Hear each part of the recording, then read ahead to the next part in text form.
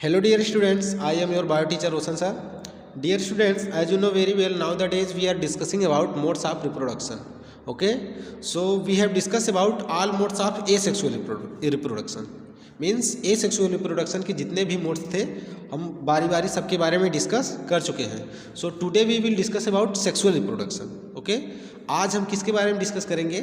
Sexual reproduction के बारे में. So before discussing about anything I want to tell you कि सेक्सुअल रिप्रोडक्शन है क्या, इसके बारे में मैंने आपको एक जनरल आइडिया दे दिया था. एक सिंपल वे में जनरल तरीके से मैंने आपको समझा दिया था. इजीली आप इतना जानते हो कि सेक्सुअल रिप्रोडक्शन में हमेशा टू पार्टनर की इन्वॉल्वमेंट मस्ट है. मीन्स टू पार्टनर उसमें इन्वॉल्व होते हैं. किसमें? सेक्सुअल रिप्रोडक्शन के लिए. ओके, जिसमें एक पार्टनर क्या होता है? जेनेटिक मटेरियल का एक्सेप्टर होता है एंड सेकेंड क्या होता है? जेनेटिक मटेरियल का डोनर. सो इस जो अगर रिप्रोडक्शन का वो मोड जिसमें इस प्रकार के टू ऑर्गेनिज्म या टू पार्टनर इन्वॉल्व हैं, वो कौन सा होगा? Sexual reproduction. सो ये चीज़ मैं आपको एक जनरल तरीके से समझा दिया था सिंपली. सो आज आपके एनसीईआरटी के अकॉर्डिंग हमको डिस्कस करना है line to line. So let's start. लिखा sexual reproduction. Dear students, this topic is given on the page number 133. 133 पे दिया गया है. फर्स्ट हेडिंग है सेक्सुअल रिप्रोडक्शन. ओके, सो क्या है सेक्सुअल रिप्रोडक्शन, इसके बारे में डिस्कस करते हैं. First line is saying that, कह रहा है कि we are also familiar with modes of reproduction that depend on the involvement of two individuals before a new generation can be created. Means कह रहा है कि हम ऐसे रिप्रोडक्शन के ऐसे मोड से क्या है फैमिलियर. मीन्स क्या है कि आप इजीली कह सकते हैं कि परिचित है. मीन्स कहने का ये है कि हम रिप्रोडक्शन के ऐसे मोड से परिचित हैं जो क्या होता है, वो न्यू इंडिविजुअल को जनरेट करने के लिए क्या डिपेंड करता है, उसमें टू इंडिविजुअल की इन्वॉल्वमेंट मस्ट है. सो वही कह रहा है कि we are also familiar with modes of reproduction. हम रिप्रोडक्शन के उस मोड से क्या है, परिचित हैं. That depend on the involvement of two individual, जो टू इंडिविजुअल के इन्वॉल्वमेंट पे डिपेंड करता है. Before a new generation can be create, new generation को क्रिएट करने से पहले. या आप इसको इजीली ये कह सकते हो कि एक न्यू जनरेशन को क्रिएट करने के लिए एक न्यू जनरेशन को क्रिएट करने के लिए टू पार्टनर की इन्वॉल्वमेंट होती है. इस प्रकार के रिप्रोडक्शन के मोड से हम क्या है, इजीली परिचित हैं. ठीक है.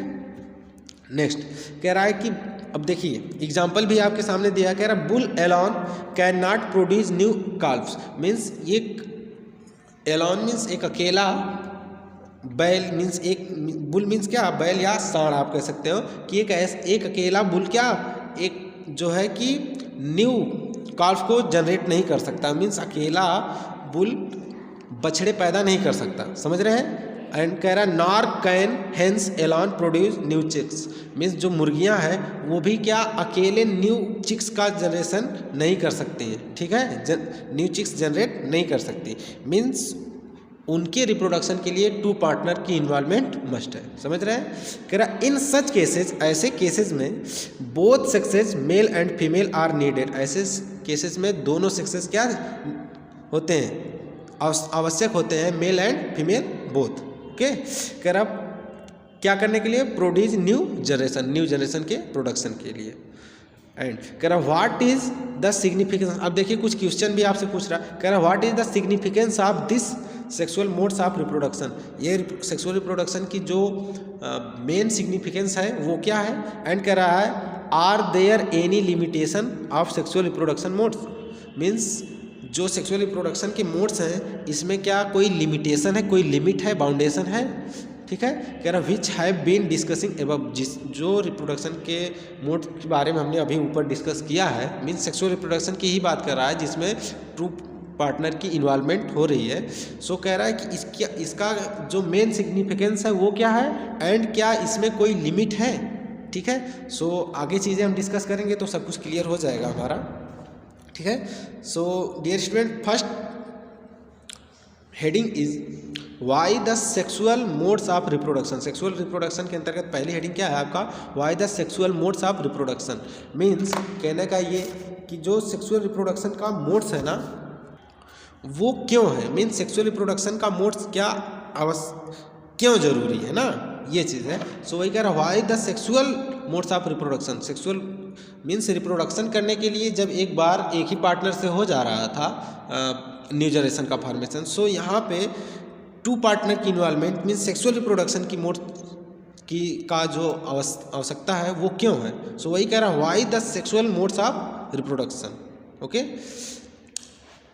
चलिए देखते हैं। कह रहा है the creation of two new cells from one involves copying of DNA as well as the cellular apparatus. Cellular apparatus का मतलब आप ये समझिए कि जो सेल का ऑर्गेनाइजेशन है ना, जिसमें मीन्स एक कंप्लीट सेल है, जिसका मीन्स आप ये कह सकते हो कि एक कंप्लीट सेल का जो संगठन है, जो उसका ऑर्गेनाइजेशन है, उसी को क्या कह रहा है, सेलुलर ऑपरेटस। ओके, सो यहाँ पे कह रहा है the creation of two new cells, दो न्यू सेल के क्रिएशन के लिए फ्रॉम वन, एक सेल से टू सेल के क्रिएशन के लिए क्या क्या इन्वॉल्वमेंट जरूरी है। कह रहा है कि कॉपीइंग ऑफ डीएनए, उसमें क्या जरूरी होता है, एक होता है एक डीएनए की copies and as well as, ठीक उसी तरह क्या सेल एक कंप्लीट सेलुलर ऑपरेटस। ठीक है, मीन्स एक कंप्लीट सेलुलर ऑर्गेनाइजेशन जिसमें सेल के सारे पार्ट्स सब कुछ इन्वॉल्व हो। ठीक है, सो इसकी आवश्यकता होगी, देन क्या हो सकता है कि एक सेल से टू सेल्स बनेंगे। ठीक है, अब कह रहा है कि द डीएनए कॉपिंग। अब डीएनए का सबसे पहले क्या क्या मैंने बताया, क्या क्या चीज़ नीड है आपका, डीएनए की copy and complete cellular apparatus. So DNA copy के बारे में कह रहा है कि the DNA copying mechanism as we have noted can not be absolutely, जिस कह रहा है कि जैसा हमने अब तक नोट किया या जैसा हमने अब तक डिस्कस किया है ना, पीछे मैंने आपको समझाया था डीएनए की कॉपीज़ के लिए कैसे क्या होता था, कि वहाँ पे मैं आपको जब आप रिप्रोडक्शन पढ़ना स्टार्ट की थी तभी मैं डीएनए के बारे में डिस्कस किया था, आपके पेज पे भी दिया है एनसीईआरटी में। सो यहाँ वहाँ पे आपने ये सीखा था कि डीएनए की जो कॉपीज़ होती है ना, रेप्लिकेशन के द्वारा एक डीएनए से फिर डीएनए का निर्माण होता है। देन क्या होता है कि वो जो डीएनए बनेगा वो क्या अपने जैसी जिससे बना उसके एकदम उसकी एग्जैक्ट होती है। सो वहाँ पे हमने देखा था कि सेम होती है बट आइडेंटिकली एग्जैक्ट नहीं होती है ना, क्योंकि इसी की वजह से तो वेरिएशन है। एक ऑर्गेनिज्म अपने ही स्पीसीज के मेंबर से क्या है, डिफरेंट है, वेरिएशन है ना। तो ये क्या है कि डीएनए की जो कॉपीज़ बन रही है वो एकदम 100% एग्जैक्ट नहीं है, सो इसलिए वेरिएशन है। ठीक है, तो ये अभी हम आगे पढ़ेंगे कि वेरिएशन जो है हमारा कोई बैड इफेक्ट नहीं है, वेरिएशन ज़रूरी भी है। ठीक है, सो वही कह रहा है कि the DNA copying mechanism as we have noted, जैसा कि हमने अब तक नोट किया है डीएनए कॉपीइंग मैकेनिज्म में, कह रहा can not be absolutely accurate, वो एकदम एब्सोल्युटली एक्यूरेट नहीं होता, and the resultant errors are a source of variation in population of organism. और इसी की वजह से जो अगर एक्यूरेट नहीं होता तो रिजल्टेंट क्या होता है कि वेरिएशन जो पॉपुलेशन है ना, किसी भी ऑर्गेनिज्म की जो पॉपुलेशन है उसमें वेरिएशन संभव है। ठीक है, मीन्स डिफरेंशिएशन, वेरिएशन जिसको हम भिन्नता कहते हैं, इसके लिए कौन जिम्मेदार होता है, डीएनए की कॉपीइंग। और आपको पता है कि जब रेप्लिकेशन प्रोसेस में डीएनए की कॉपीज रेडी होती है तो एग्जैक्ट नहीं होती है, वो सेम तो होती है पर आइडेंटिकली समथिंग क्या हो सकती है, डिफरेंट होती है। ठीक है, सो इसी वजह से वेरिएशन, किसी भी ऑर्गेनिज्म के पॉपुलेशन में वेरिएशन संभव होता है। कह रहे every individual organism can not be protected by variation. अब देखिए वेरिएशन जो होता है ये इसके बारे में कह रहा है कि जो एवरी इंडिविजुअल ऑर्गेनिज्म है ना, वो क्या है कि can not be protected by variation. कोई एक स्पीसीज का एक ही मेंबर हो उसके लिए प्रोटेक्शन नहीं है ज़्यादा, है ना। क्यों नहीं ज़्यादा है, क्योंकि अगर उसकी प्रोटेक्शन कब होती, जब वो अपने पॉपुलेशन में रहता है ना, अपनी स्पीसीज के पॉपुलेशन में रहेगा तो उसके लिए प्रोटेक्शन ज़्यादा होगा। लेकिन अगर वो इंडिविजुअल है तो उसका प्रोटेक्शन ज़्यादा संभव नहीं है। सो वही कह रहा है every individual organism can not be protected by variation, भिन्नता के द्वारा वो प्रोटेक्ट नहीं किए जा सकते वेरिएशन के द्वारा।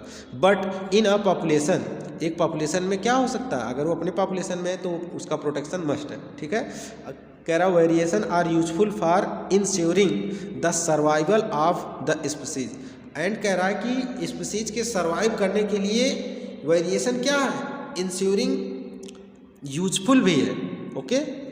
कह रहा but it would therefore make sense, कह रहा है कि हमको सोचना पड़ता है कि if organism came up with reproductive modes, अगर ऑर्गेनिज्म रिप्रोडक्टिव मोड्स के द्वारा क्या हो रहा है, जनरेट है या बना है, उसका क्रिएशन हुआ है किसके द्वारा, रिप्रोडक्टिव मोड्स के द्वारा। कह रहा है दैट अलाउ, ये अलाउ करता है मोर एंड मोर वेरिएशन, जो ऑर्गेनिज्म रिप्रोडक्टिव मेथड से जनरेट हुआ है वो क्या अलाउ करेगा, क्या क्रिएट करेगा, more and more variation to be generated, वो ना बार क्या करेगा कि मीन्स एक वेरिएशन क्रिएट करेगा, है ना, किससे, जनरेशन से, है ना, या तो वो जिसके द्वारा वो जनरेट किया गया उससे भी, और जो वो खुद जनरेट करेगा उससे क्या क्रिएट करेगा, वेरिएशन। समझ रहे हैं डियर स्टूडेंट। सो आपका जो वेरिएशन है ना, ये किसी भी ऑर्गेनिज्म का वेरिएशन जो है बाय डिफेक्ट नहीं है, ठीक है, क्योंकि वेरिएशन के ही कारण जो है आगे चल के फिर बायोलॉजिकल इवोल्यूशन हुआ है, जैव विकास जिसको कहते हैं। मीन्स जो लिविंग ऑर्गेनिज्म की बॉडी होती है, एक पहले सिंपल ऑर्गेनाइजेशन में होती है, फिर वो कॉम्प्लेक्स ऑर्गेनाइजेशन या कॉम्प्लेक्स रूप में क्या हो जाती है, चेंज हो जाती है। सो वो उसका क्या होता है कि बायोलॉजिकल इवोल्यूशन हो रहा है। तो कहने का मतलब जब चेंजिंग आ रही तो वेरिएशन आएगा ना, तो ये वेरिएशन किसके द्वारा होता है, डीएनए की कॉपीज के ही द्वारा, ठीक है। सो ये बाय डिफेक्ट नहीं है आपका। कह रहा while DNA copying mechanism are not absolutely accurate, कह रहा जब डीएनए कॉपीइंग एब्सोल्युटली एक्यूरेट नहीं होती है, they are precise enough to make the generation of variation. Means 1 minute, क्या, हाँ, कह रहा कि while DNA copying mechanism are not absolutely accurate, जब डीएनए की कॉपी की जो मैकेनिज्म होती है वो एक्यूरेट नहीं होती, एब्सोल्युटली एक्यूरेट नहीं होती है। कह रहा they are precise enough to make a generation of variation a fairly slow process. Means कह रहा है कि जो मैकेनिज्म क्या होती है, एक्यूरेट नहीं होती है, तो फिर इससे क्या होती है कि लिविंग ऑर्गेनिज्म के बीच वेरिएशन क्रिएट होती है। अब ये जो वेरिएशन है ये एक स्लो प्रोसेस में नहीं होती है ना। मीन्स ऐसा नहीं कि अचानक से वेरिएशन एक स्पीसीज से दूसरे स्पीसीज में या एक जनरेशन से दूसरी जनरेशन में अचानक से वेरिएशन आ जाता है, नहीं, ये बहुत ही क्या है, स्लो स्पीड से होने वाली प्रोसेस है। मीन्स बहुत ज़्यादा समय लेती है, आप कह सकते हो 1 जनरेशन टू कई हज़ार जनरेशन के बाद धीरे धीरे धीरे धीरे क्या आती है, वेरिएशन आता है लिविंग ऑर्गेनिज्म के बीच में, ठीक है। सो उसी को कह रहा है कि फेयरली स्लो प्रोसेस, ये क्या है, बहुत ही स्लो प्रोसेस है। कह रहा if the DNA copying mechanism were to be less accurate, अगर डीएनए की कॉपी की मैकेनिज्म जो है बहुत ही ज़्यादा क्या है, लेस एक्यूरेट है, मीन्स एक दूसरे से सेम नहीं है, बहुत ज़्यादा डिफरेंशिएशन है, तब क्या होगा, many of the resultant DNA copies would not be able to work. जो डीएनए की कॉपीज से जो ऑर्गेनिज्म बनेगा ना, वो या जो सेल बनेगी वो एग्जैक्ट तरीके से, मीन्स सेम तरीके से फंक्शन दोनों सेल नहीं करेगी, कुछ का फंक्शन दूसरे डिफरेंट टाइप से होगा, कुछ का डिफरेंट टाइप से। सो क्या होगी कि सेल बाद में क्या हो जाएगी, स्लिप्ड अप, मीन्स बाद में मर जाएंगे। यहाँ ऊपर लिखा है cellular apparatus and would die, means अगर सेल में जो अगर एक सेल से 2 सेल का फॉर्मेशन हो रहा है, उस समय अगर डीएनए की कॉपीज एक्यूरेट एग्जैक्ट तरीके से नहीं बनी है, दोनों पे अलग अलग है, तो देन क्या होगा कि जो सेल्स बनेंगी ना उनका जो फंक्शन होगा बायोलॉजिकल वो एक्यूरेट नहीं होगा एंड उसका सेलुलर अपरेटस भी एक्यूरेट नहीं होगा। दोनों में जब सेलुलर अपरेटस डिफरेंट रहेंगे तो टिश्यू का फॉर्मेशन नहीं करेंगे। फिर क्या दूसरी चीज़ ये है कि उनका फंक्शन भी प्रॉपरली नहीं होगा, देन वो लास्ट में क्या करेंगे एज ए रिजल्ट, देखिए यहाँ पे लिखा है वुड डाई, मीन्स क्या, मर जाएंगे। ठीक है, so how can the process of making variation be speeded up. So हम जो वेरिएशन की प्रोसेस है ना, आपको पता वेरिएशन कई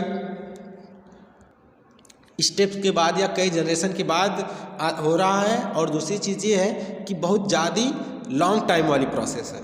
सो अगर कह रहा है कि वेरिएशन को हम बहुत ज़्यादा स्पीड कैसे दे सकते हैं, तो कह रहा है how can the process of making variant be speeded up, हम वेरिएशन की स्पीड को कैसे बढ़ा सकते हैं। Okay, so each new variation is made in a DNA copy that already has variation accumulated from previous generation. कह रहा है कि ईच न्यू वेरिएशन, जो भी नई वेरिएशन है ना, made in a DNA copy, जो कि कैसे बनी है, डीएनए कॉपी से बनी है, that already has variation accumulate, उनके मीन्स उनके भी जनक एक डिफरेंट सेल रहा होगा, मीन्स एक पे कॉपीज कुछ दूसरी रही होगी, दूसरे वाले सेल पे कॉपीज दूसरी रहेगी, इनसे मिलके जो न्यू सेल बनी है इसकी भी कॉपीज क्या है, डिफरेंट है। फिर ये भी किसी से मिलके जिस न्यू कॉपीज का फॉर्मेशन करेगा वो भी क्या होगी, थोड़ा सा डिफरेंट होगा। सो उसी को कह रहा है कि each new variation is made in a DNA copy that already has variation accumulated from previous generation. ठीक है, प्रीवियस जनरेशन से मीन्स पहले वाली जनरेशन से क्या डिफरेंट है। कह रहा है 10 2 different individual in a population would have quite different pattern. इसीलिए क्या होता है कि जो किसी भी स्पीसीज या किसी भी पॉपुलेशन में डिफरेंट ऑर्गेनिम्स के बीच क्या होता है, डिफरेंट टाइप का एक क्वाइट पैटर्न बनता है। ठीक है, मीन्स दोनों का फंक्शन एक डिफरेंट वे में होता है। कह रहा है since all these variation are in living individual it is assured that they don't have any really bad effect। कह रहा है यह क्लियर है, मीन्स जितने भी ऑर्गेनिज्म सबके अंदर और क्या है, वेरिएशन है। सो कह रहा है कि यह क्लियर है कि वेरिएशन कोई भी बैड इफेक्ट नहीं है। समझ रहे हैं आप लोग। आगे लिखा है combining variation from 2 or more individual would thus create new combination of variants, means 2 variation के कॉम्बिनेशन से एक जो इंडिविजुअल का फॉर्मेशन होगा, 2 or more इंडिविजुअल के मिलने से एक न्यू क्या बन रही है, वेरिएशन बन रहा है। सो ये जो वेरिएशन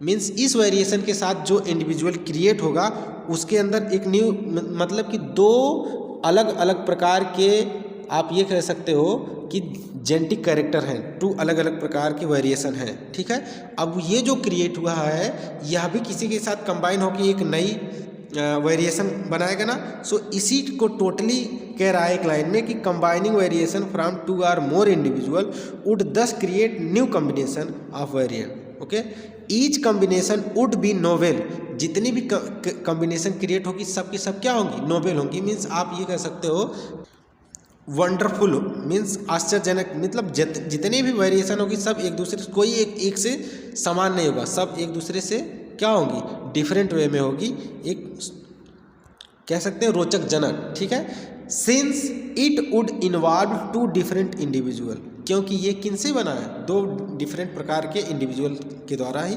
बना है। ठीक है, ये वेरिएशन जो क्रिएट हुई। कह रहे the sexual mode of reproduction incorporated such a process of combining DNA from 2 different individuals during reproduction।